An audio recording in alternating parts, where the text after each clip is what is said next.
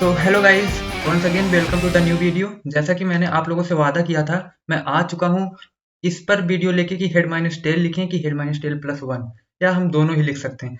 तो अगर मैं बात करूँ विंडो की साइज निकालने की, तो हम दोनों चीज़ें ही लिख सकते हैं, बट कंडीशंस में फ़र्क हो जाता है। एक कंडीशन अप्लाई करने से पहले लिख सकते हैं, तब सही आंसर देगा, और दूसरा कंडीशन लिखने के बाद। बट मैं ये मान के चल रहा हूँ जो बिगिनर है उन्हें ये बात अभी उतनी समझ नहीं आई होगी, तो मैं एक एग्जाम्पल के साथ इसको आप लोगों के साथ शेयर करूंगा, जिससे आप लोगों को ये चीज़ क्लियर हो जाए और आपको रटना नहीं है।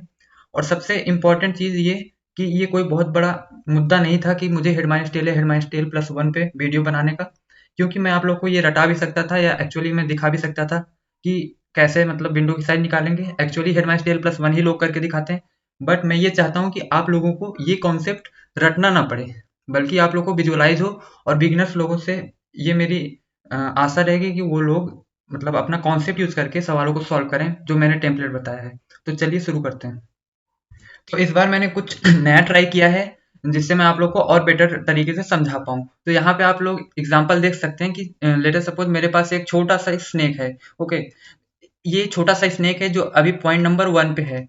तो अब एक्चुअली विंडो की साइज कैसे निकालते हैं, मैं आप लोगों से पूछता हूँ। अगर आपके पास कोई 10 सीढ़ियां हैं, आपको 1 से लेके 10 तक जाना है, और अभी आप 10 पे खड़े हैं, और मैंने पूछा अभी तक आपने कितनी सीढ़ी कवर कर ली, स्टेयर्स कितनी कवर कर ली, तो आप लोग ये बताएंगे ना 10 माइनस वन 9। बट एक्चुअली आपने 10th को भी कवर कर लिया है, तो प्लस वन करते हैं। तो सेम वही चीज यहाँ पे होती है अप्लाई, कि टेल मेरा वन पे था और मैंने कवर करते करते मैं 10th स्टेयर पे पहुंच चुका हूँ, तो वहां पे मेरा हेड होगा। अब 11th स्टेयर पे मैं जब पहुंचा तो वहां कोई कंडीशन फेल हो गई, जो मैंने वाइल लूप के अंदर बताया था कि जब कोई कंडीशन फेल होती है तो वो जो रॉन्ग मतलब जो कंडीशन रॉन्ग रहती है वो वाइल लूप के अंदर लिखते हैं उसको ट्रू करने के लिए। ठीक है, मतलब मैं 10th तक पहुंचा तो head minus tail plus one, इसलिए हम head minus tail plus one actually करते हैं। ठीक है, बट हेड माइनस टेल भी राइट आंसर देगा, कैसे वो चीज आइए देख लेते हैं। सब ये वाइल लूप का खेल है। अगर वाइल लूप में हम हेड माइनस टेल पहले निकाल लेते हैं तो तब वो सही आंसर देगा, लेकिन अगर हम कंडीशन अप्लाई करने के बाद लिखते हैं तो मुझे प्लस वन करना पड़ेगा। सिंपल सी बात है।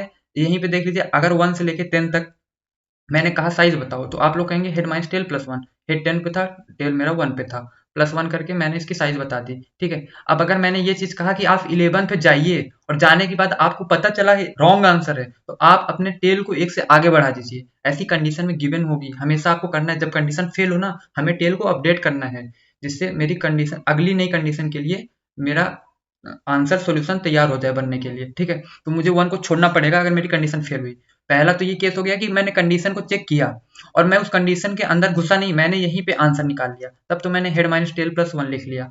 लेकिन अगर मैंने इस चीज को कंसीडर कर लिया, मैंने इस पे गया, मैं वाइल लूप के अंदर मैं घुस चुका हूँ अब, और मैंने अपना ऑपरेशन परफॉर्म कर दिया, इसके बाद मैं साइज निकालना चाह रहा हूँ, तो मुझे तो एक्चुअली पता है ना कि आंसर 10 होगा। बट अगर मैंने इसमें घुस घुस गया हूँ मैं इसके अंदर, तो मैंने टेल पे कुछ ऑपरेशन परफॉर्म करके उसे आगे बढ़ा दिया होगा, तो अभी मेरा टेल वन पे ना होकर टू पे होगा। ठीक है, तो अभी मेरा 11 माइनस टू करने पे कितना आंसर आएगा, 11 माइनस टू करने पे हेड माइनस टेल करने पे 11 minus two is equal to 9 answer आएगा। ये चीज एक्चुअली आप लोग को समझ में आ रही है। तो 11 माइनस टू करने पे 9 आ रहा है, लेकिन अगर ऑपरेशन परफॉर्म करने से पहले ही अगर मैंने साइज निकाल ली, वाइल लूप के अंदर घुस के मैंने ऑपरेशन परफॉर्म करने से पहले साइज निकाल ली, तो मुझे head minus tail plus one नहीं लिखना पड़ेगा। ठीक है, मुझे हेड माइनस टेल से ही आंसर मिल जाए। कैसे, 11, और मेरा टेल वन पे ही रहा होगा क्योंकि मैंने टेल को अपडेट नहीं किया, उसके जस्ट पहले ही मैं साइज निकाल रहा हूँ, तो मुझे 11 माइनस वन करना पड़ेगा और आंसर 10 आ जाएगा। इतना सा कॉन्सेप्ट था बस साइज निकालने के लिए। वही चीज मैंने यहाँ पे भी एक्सप्लेन किया है। लेटर सपोज मेरे पास एक स्नेक था। अब स्नेक जो है ये वन पॉइंट पे खड़ा है, इसको ये जो मेरी येलो लाइन है ये बता रहा है कि यहाँ पे फूड अवेलेबल है, और ये जो रेड लाइन है इस पे बता रहा है फूड अवेलेबल नहीं है। तो ये इधर आप लोग ये पढ़ सकते हैं कि ये बोल रहा है कि मैं एक स्नेक हूँ और मैं भी एग्जिस्ट नहीं करता। तो आप लोग मुझे फीड करिए और मेरी वो लेंथ बताइए जब मेरी लेंथ सबसे मैक्सिमम हो। ठीक है, तो क्या करेगा, ये यहाँ से स्टार्ट करेगा खाना, कंडीशन फेल नहीं हुई, ठीक हो चुकी है। फिर इसने फिर से अपना फीड किया खुद को। ठीक है, तो यहाँ पे भी इसको कोई दिक्कत नहीं हुई, फिर यहाँ पे इसको कोई दिक्कत नहीं, यहाँ पे कोई दिक्कत नहीं, यहाँ पे कोई दिक्कत नहीं, यहाँ पे कोई दिक्कत नहीं, यहाँ पे भी इसे कोई दिक्कत नहीं, यहाँ पे भी नहीं, यहाँ पे भी नहीं। अब एक्चुअली बात ये आता है कि इसकी टोटल साइज कितनी है। इसकी टोटल साइज है 10। ये जो पॉइंट मेरे लिखे हुए हैं ना, एक्चुअली ये इधर मैं जीरो भी बना देता हूँ, ये जीरो पे तो पहले से ही था, इसने 1 से फूड खाना चालू किया है, तो इस 2 पे इसकी साइज कितनी हो चुकी है, 1 + 1 2 हो चुकी है। बट मैं स्टार्ट यहाँ से कर रहा हूँ, तो इस वजह से मैं 2 - 1 निकालूंगा ना। तो इसी तरीके से अगर मैं 10th पे पहुंच गया, ठीक है, अब 10th पे पहुंचने पे मुझे पता चला कि वहाँ फूड अवेलेबल ही नहीं है, तो मेरी एक्चुअल लेंथ कितनी है, 1 से लेके 9 तक मेरी एक्चुअल लेंथ कितनी है, मुझे साफ दिख रहा है 9 है। बट अगर मैंने इस कंडीशन को एग्जीक्यूट करने से पहले ही आंसर निकालने की कोशिश की, तो मैं 9 - 1 करूंगा जिससे मुझे विंडो की साइज मिले। तो 9 - 1 करने पे मुझे आंसर क्या मिला, 8 मिला, ठीक है। बट मुझे तो पता है कि ये 9 आंसर है ना, और मुझे पता है कि ये इसको कंसीडर नहीं कर रहा है, क्योंकि डिफरेंस जब निकालते हैं किसी पॉइंट से लेके किसी पॉइंट तक, तो मुझे +1 करके उसकी एक्चुअल साइज मिलती है। जैसे 10 1 से लेके 10 तक की अगर मैं निकालूंगा तो 10 - 1 करूंगा 9, जबकि मुझे पता है टोटल 10 डिजिट होते हैं, तो +1 मुझे डिफॉल्ट करना पड़ता है उस 10 को कंसीडर करने के लिए। सेम वही कॉन्सेप्ट है यहाँ, जब मैं यहाँ पे खड़ा होकर हेड माइनस टेल करूंगा, यहाँ पे मेरा हेड होगा स्नेक का और यहाँ मेरा टेल होगा, तो मुझे पता है ना कि मुझे जीरो को भी कंसीडर करना है। बट यहाँ पे 1 to 9 करने के लिए मुझे 9 - 1 +1 डिफॉल्ट करना पड़ेगा, तो मुझे टोटल साइज पता चल गई 9 है, ठीक है। सेम ऐसे यहाँ पे मुझे दिख रहा होगा मैक्सिमम लेंथ कब है इसने कि कहाँ से कहाँ तक, मैक्सिमम लेंथ है 4, और यहाँ पे इसकी लेंथ है स्नेक की 2, कैसे पता चला 2 - 1 + 1, और ऐसे ही 7 - 4 + 1। बट एक चीज मुझे और ये चीज बतानी थी कि हेड माइनस टेल कब करेंगे। अगर मैंने ऐसा लिख दिया कंडीशन में कि मैं इस वाले को भी कंसीडर कर रहा हूँ, ठीक है, लूप के अंदर मैं घुस गया, अभी मैं लूप के अंदर घुस गया तो मेरा हेड कहाँ आ चुका है, हेड मेरा अभी 3 आ चुका है, और मेरा टेल कहाँ है, 1 पे है। अब मुझे पता है ये चीज यहाँ फूड नहीं खा सकता ना, मुझे एक्चुअल लेंथ पता थी 2 होनी थी, ठीक है। अभी मैं गलत पोजीशन पे खड़ा होकर आंसर निकाल रहा हूँ, तो मैं मुझे पता है ना साफ दिख रहा है लेंथ 2 है, अगर मैं गलत पोजीशन पे खड़ा होकर आंसर निकालना चाह रहा हूँ लेंथ, तो मैं डायरेक्टली हेड माइनस टेल करूंगा ना कि +1 करूंगा। सिंपल सा इतना ही कॉन्सेप्ट था, अगर आप लोग ध्यान से भी देखेंगे आपको समझ आ जाएगा। इसका ये मतलब है अगर मैं गलत कंडीशन पे खड़े हुए बिना ही वैलिड लेंथ निकाल रहा हूँ तो मैंने मुझे +1 करना है, क्योंकि मैं आगे नहीं बढ़ा हूँ ना।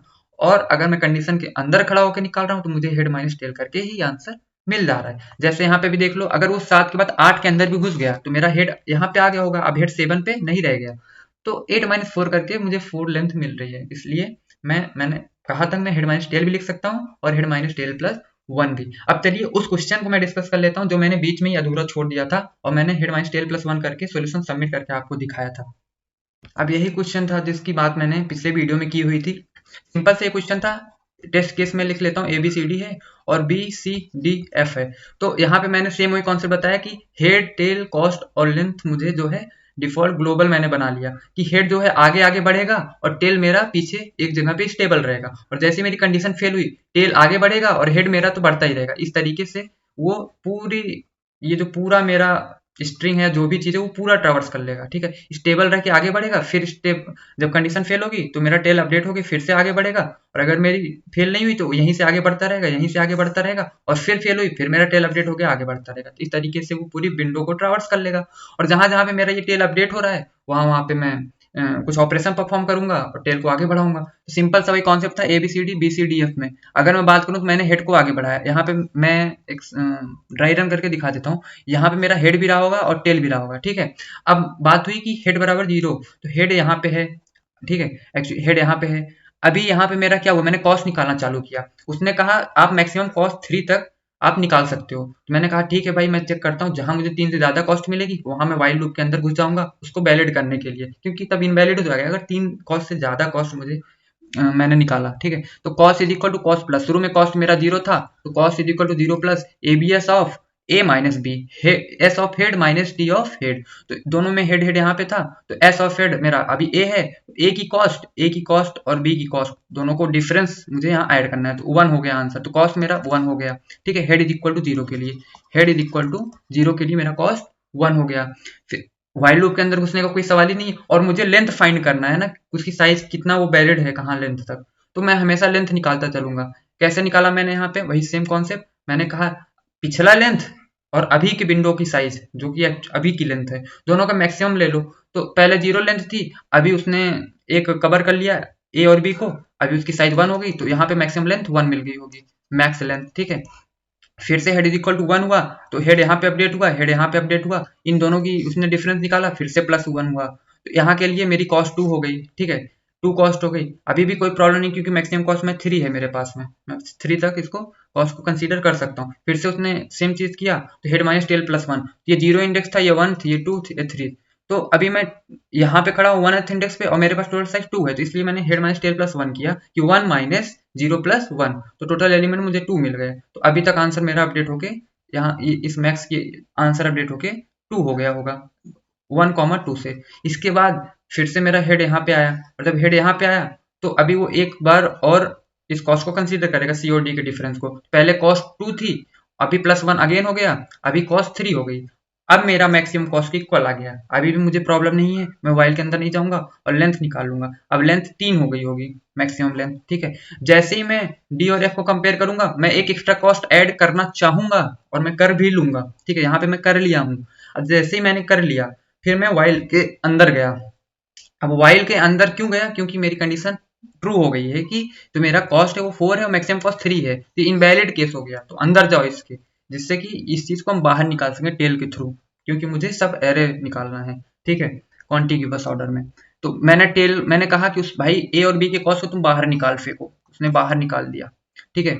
और अभी मेरी कॉस्ट जो है और टेल को आगे बढ़ा दो, टेल यहाँ पहुंच गया, ठीक है, टेल 1 पे आ गया, ये मेरा टेल अपडेट होकर 1 पे आ गया। अब मैंने कहा फिर से वाइल लूप तब तक एग्जीक्यूट होता रहेगा जब तक फॉल्स ना हो जाए। तो अब मैंने टेल को बढ़ा दिया आगे, ठीक है, जबकि मुझे आंसर दिख रहा था कि एबीसी मेरा एक वैलिड आंसर था जिसका लेंथ 3 था, बट अभी मेरा टेल अपडेट हो चुका है, ठीक है। अब मैंने 3 पे मेरा हेड है और टेल मेरा 1 पे आ चुका है, ठीक है, जबकि आंसर एबीसी था, बट मैंने अभी तक निकाला नहीं, मैंने टेल को पहले अपडेट कर दिया, ठीक है। अब जब मैंने टेल को पहले अपडेट कर दिया तो आप लोगों को साफ समझ में आ गया होगा कि अब ये 3 माइनस 1 करने पे मुझे आंसर 2 मिलेगा। समझ पा रहे हैं आप? 3 माइनस 1 करने पे 2 मिलेगा, जबकि आंसर क्या था 3, मतलब मैंने टेल को पहले ही अपडेट कर दिया, ठीक है। तो इसलिए जब मैं इस वाइल लूप के बाहर आया तो मैंने हेड माइनस टेल प्लस 1 लिखा था, जिससे ये 3 माइनस 2 प्लस 1 हुआ, तो मेरा वैलिड जो एक्चुअल लेंथ आनी चाहिए वो मिल गई। लेकिन क्या हो अगर मुझे हेड माइनस टेल लिखना है, तो आप लोगों को साफ दिख रहा होगा कि यहाँ इस जो टेल मैं अपडेट करके चेक कर रहा हूँ, ठीक है, बाहर आके मैं इस टेल को अपडेट करने से पहले ही इसकी लेंथ निकाल लूं। कैसे? मेरा हेड 3 पे है, ठीक है, जो कि इनवैलिड कंडीशन है, और मेरा टेल 0 पे है। मुझे पता है इनवैलिड है तभी वाइल लूप के अंदर गया है, और अगर इनवैलिड है तो मुझे यहीं पे लेंथ में निकाल लेता हूँ पहले ही। तो अगर मैं अब लेंथ निकालूंगा तो 3 माइनस 0 करने पे मुझे डायरेक्ट आंसर मिल जाएगा ना। तो अगर मुझे डायरेक्ट आंसर मिल जाएगा तो मैं यहीं पे लेंथ निकाल देता हूँ। तो length is equal to maximum length comma head minus tail, simple सी बात है। अब इसके अंदर मैक्सिमम लेंथ पहले स्टोर हो गई, अब मुझे हेड माइनस टेल प्लस 1 करने की जरूरत नहीं है, क्योंकि अब मैंने टेल को अपडेट करने से पहले ही मैंने क्या किया, टेल को अपडेट करने से पहले ही मैंने उसकी लेंथ निकाल ली। अब समझ में आ गया होगा आपको कि हेड माइनस टेल की क्या कंडीशन है। Head minus tail plus 1 update करने से पहले ही अगर निकाल लिया तो मुझे हेड माइनस टेल लिखना है, और अपडेट करने के बाद तो हेड माइनस टेल प्लस 1। तो इतना इसमें सोचने की जरूरत नहीं थी, और ये वीडियो बनाने का भी कोई इतना खास मोटिव नहीं था, बट बिगिनर्स को बहुत ज्यादा दिक्कत होती है कि ऐसे कैसे मतलब लिख सकते हैं दोनों चीज। तो वो आई होप अभी तक आपको समझ में आ गया होगा। तो अब यहाँ भी हेड माइनस टेल प्लस 1 लिखने की जरूरत नहीं है।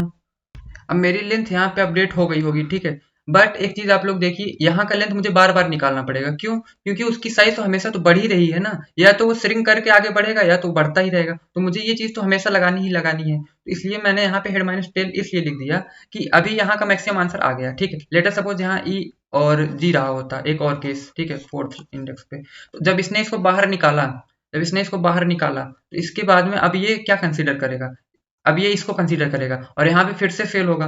तो सेम वही कॉन्सेप्ट जो अभी मैंने बताया, वही चीज अब अगर आप अब करके देखेंगे तो आपको समझ में आएगा कि हेड माइनस टेल यहाँ भी लिखना है।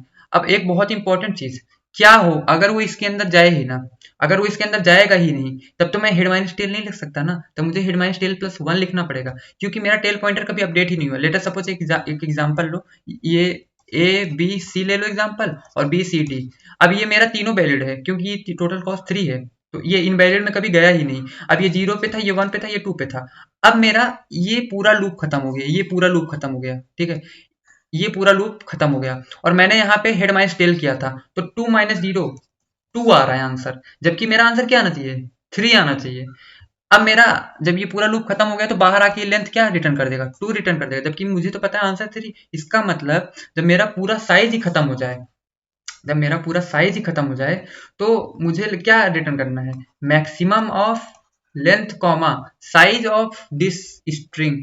क्यों साइज ऑफ दिस स्ट्रिंग? क्योंकि मुझे साफ पता चल रहा है कि जब ये पूरा लेंथ खत्म हो जाएगा तो मेरा ये जो कंडीशन मैंने ट्रिगर करवाया है ना हेड माइनस टेल के लिए, ये कभी एग्जीक्यूट ही नहीं होगा, तो वो कभी लार्जेस्ट लेंथ अपने अंदर ले ही नहीं पाएगा, उसे बाहर आके ही चेक करना पड़ेगा। और जब यहाँ पे आएगा तो अभी हेड की क्या वैल्यू हो चुकी होगी 3। अब मुझे 3 माइनस 0 करने पे राइट आंसर मिल रहा है। इसलिए मैं क्या करूंगा, यहाँ पे भी मैं क्या लिख दूंगा, maximum of length comma window की साइज हेड माइनस टेल। तो मुझे अब आंसर यहाँ से मिल जाएगा आराम से। तो रन करके देख लीजिए और सबमिट करके भी देख लीजिए, तो बिल्कुल सही आंसर आएगा। तो आई होप अब आप लोग का कॉन्सेप्ट क्लियर हो गया होगा, डरना नहीं है, दोनों यूज कर सकते हैं। ठीक है, तो मिलते हैं किसी और वीडियो में। Thank you.